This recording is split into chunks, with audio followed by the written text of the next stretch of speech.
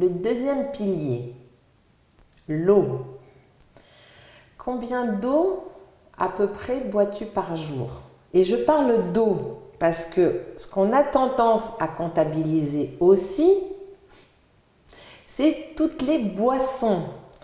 Or, il n'y a que l'eau qui hydrate. Et encore, il y a des eaux qui déshydratent. Donc, après, il faut faire attention à la qualité de l'eau. Mais les autres boissons, et notamment le café, le thé, sont des boissons qui déshydratent parce que la présence de la molécule de café, de thé, fait que au lieu de rentrer dans notre compartiment, dans nos cellules, eh ben, l'eau va rester dans le compartiment extracellulaire et c'est l'eau de nos cellules qui va venir diluer pour équilibrer parce que nos cellules sont baignées par de la pression osmotique, donc c'est toute une alchimie importante dans notre corps et il faut respecter ces gradients-là. Donc maintenant que je t'ai posé ce cadre-là, combien d'eau estimes-tu boire par jour? Alors j'ai eu le temps de réfléchir. Et j'ai une petite bouteille d'1 demi-litre et je la remplis au moins 3 fois. Donc je pense boire de l'eau pure environ 1,5 litre par jour. C'est le minimum. Pourquoi le minimum? Parce que nous avons des coefficients physiologiques. Donc le minimum c'est 20 millilitres par kilo et par jour jusqu'à 60 millilitres par kilo et par jour. Donc, pour une personne qui fait 75 kg, qui est la moyenne dans l'espèce humaine, c'est le fameux 1,5 litre et on peut aller jusqu'à 4,5 litres. Wow. Ben non. Ça, c'est physiologiquement ce que le corps a besoin. Après, ça dépend de nos comportements, mais le 1,5 litre, c'est le minimum, le 4,5 litres, c'est un maximum. Et donc, il faut savoir que nous sommes constitués à 70% d'eau. Et notre corps est en perpétuel remaniement. Et pour ça, il faut avoir du matériel pour renouveler les choses. Sais-tu que pour renouveler la peau, ça met environ 4 jours? Oui. Voilà. Pour un os, l'os long comme ça met environ 1 an. Alors, ce n'est pas aujourd'hui la date anniversaire du changement du radius. Non, c'est un remaniement constant. Donc, il faut du matériel. Mais quand on n'a pas ce matériel, et je pense notamment pour les cellules cartilagineuses. Les cellules cartilagineuses sont des cellules qui contiennent environ 90% d'eau.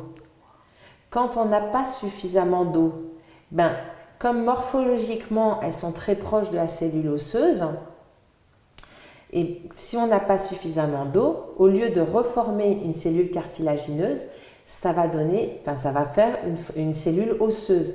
Et c'est comme ça qu'on va créer de l'arthrose dans nos articulations. C'est par nos comportements, entre autres, parce que un symptôme n'est pas... Il n'y a pas qu'une cause, c'est toute une dynamique. Mais la déshydratation, et à l'heure actuelle, nous souffrons énormément de déshydratation parce que par méconnaissance de la nécessité de boire de l'eau, c'est des choses, on est en train de mettre notre corps en souffrance. Nos muscles, c'est 90% d'eau. Donc, si on n'a pas suffisamment d'eau, les fibres musculaires sont plus tendues, potentiellement on a plus de crampes. En plus, je rappelle, si on utilise nos muscles avec moins d'oxygène, rappel au premier pilier, on produit plus d'acide lactique. Si on n'a pas suffisamment d'eau, ça va coincer. Donc tout ça fait que, à un moment donné, le corps, il essaye de nous avertir. Et nous, on voit ça comme quelque chose qui est dommageable pour nous, alors que c'est un avertissement. Donc, quand on change notre point de vue par rapport à un symptôme, plutôt que d'être là, j'en ai marre d'avoir mal à la tête, mais qu'est-ce qui a fait que je suis en déséquilibre? Là, déjà, on change notre rapport aux symptômes. Et ça change beaucoup de choses. Et notamment, pour ce symptôme mal de tête, c'est aussi un des signes de la déshydratation. Donc, à augmenter notre quantité d'eau, on augmente notre capital santé. Après, je disais, toutes les eaux ne se valent pas. Et quand on boit une eau qui est trop fortement minéralisée, là, c'est pareil. Quand on encrasse notre corps, parce que c'est important qu'une eau contienne des minéraux, sinon c'est nos propres minéraux qui vont aller diluer, donc il faut qu'on ait une eau équilibrée, mais en taux de résidu sec, qui est indiqué, où on peut le mesurer, les recommandations sont d'avoir une eau qui a un taux de résidu sec inférieur à 100, mieux inférieur à 50 mg par litre. Donc, c'est des recommandations qui sont très importantes. Il y a certaines eaux qui sont à plus de 2000.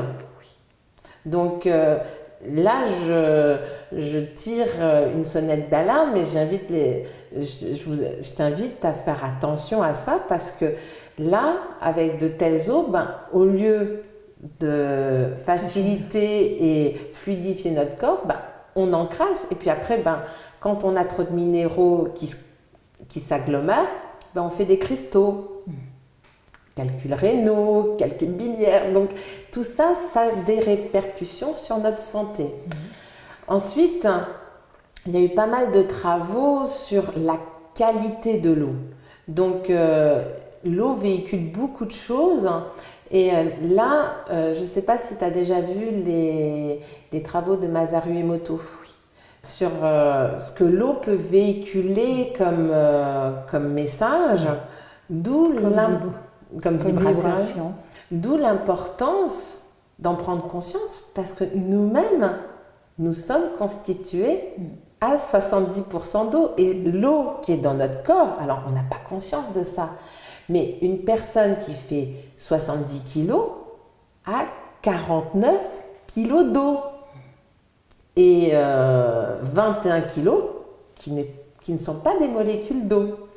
Donc c'est quelque chose qui est important parce que notre eau, à l'intérieur de nos cellules, de la même manière, va vibrer avec l'eau que l'on boit, mais aussi avec les messages que l'on reçoit.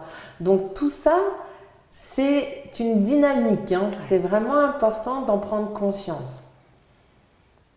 Alors voilà pour le dossier sur l'eau. Ce que j'aurais aimé savoir, c'est en cas d'arthrose, en s'hydratant avec de la bonne eau, il est possible de revenir en arrière et de réparer les problèmes d'arthrose. Tout est possible, c'est une dynamique. Alors les processus qu'on a mis en place quand on a mis de l'ose, là faire machine arrière, c'est des choses qui des fois prennent du temps, mais en adoptant de bons comportements, ça peut se faire. Mais surtout, quand on retrouve cet équilibre, même s'il reste des spicules osseuses, on peut ne pas en souffrir. Donc c'est quelque chose, moi j'ai l'expérience grâce à un de mes chevaux qui a eu un accident, il a une articulation qui est radiologiquement infirme, il y a des spicules osseuses, il y a des remaniements, enfin son articulation radiologiquement n'est plus fonctionnelle, mais comme il est super bien, il fonctionne très très bien, et il est champion de concours complet d'équitation. Alors que c'est une discipline où il y a du dressage, donc si l'articulation lui faisait mal, il ne pourrait pas, il serait gêné dans sa locomotion. Enfin, c'est vraiment la discipline phare en équitation. Et c'est un cheval, moi, il m'a appris énormément de choses parce qu'on peut avoir une articulation non fonctionnelle, mais qui ne soit pas douloureuse. C'est pas forcément arthrose douleur, comme on a tendance à faire ce raccourci. Oui. Donc après, c'est faut voir d'où ça vient, pourquoi on met ça dans telle articulation et tout ça.